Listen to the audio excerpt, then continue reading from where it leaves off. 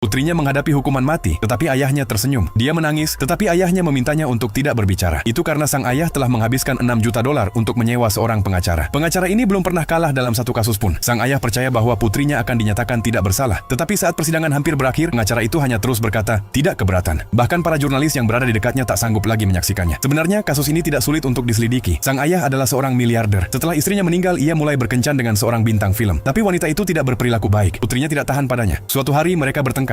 Dalam ledakan amarah, sang putri mengendarai mobilnya dan menabrak wanita itu. Dia hanya ingin melampiaskan rasa frustrasinya. Namun wanita itu membentur dinding. Kepalanya terjatuh ke atas paku baja. Ia tewas di tempat. Semua orang percaya bahwa sang putri adalah pembunuhnya. Awalnya, bahkan pengacaranya menolak untuk menangani kasus ini. Tapi ketika ayahnya menawarkan 6 juta dolar, pengacara itu setuju. Ia berkata bahwa ia bisa membantu menghindari hukuman mati. Tapi sang putri tetap harus menjalani hukuman penjara 15 tahun. Sang ayah menegaskan bahwa ia menginginkan pembebasan penuh. Maka pengacara itu tidak punya pilihan selain mencari cara lain. Sesaat sebelum persidangan, seorang pria misterius menelepon. Ia mengatakan memiliki bukti bahwa putri sang miliarder tidak bersalah, tapi ia menginginkan 1 juta dolar sebagai imbalan. Awalnya, pengacara tidak mempercayainya. Namun setelah pria itu mengirim 2 foto, pengacara itu langsung membayar tanpa ragu. Setelah itu, strategi pengacaranya berubah. Ia menunggu saksi kunci untuk memberikan kesaksian, yaitu adalah sopir sang miliarder. Pada malam kejadian, sopir itu berencana mengantar bintang film pulang. Wanita itu mengatakan ingin bertemu seorang teman di tempat parkir dan memintanya menunggu sebentar. Namun setelah waktu lama berlalu, ia pergi memeriksa dan menemukan mayat wanita itu. Ia menelepon polisi dan berkata bahwa wanita itu sudah mati saat ia tiba. Lalu pengacara maju ke depan. Ia percaya bahwa sopir itu berbohong. Bintang film itu telah beberapa kali menghina sopir tersebut. Dan yang lebih parah, sang miliarder telah berselingkuh dengan istri si sopir selama bertahun-tahun. Mungkin malam itu sopir ingin membalas dendam. Mungkin dia membunuh wanita itu dan menjebak sang putri. Tapi foto-foto itu hanya bisa menimbulkan kecurigaan. Mereka tidak bisa dijadikan bukti nyata di pengadilan. Maka pengacara pun mulai menginterogasi sang sopir. Ia bertanya bagaimana perasaannya terhadap sang miliarder dan istrinya. Sopir itu tiba-tiba tampak gugup. Lalu ia bertanya, apakah Anda memegang kepala wanita itu dan membantingnya ke paku baja? Semua orang terkejut ketika sang sopir mengakui kejahatannya.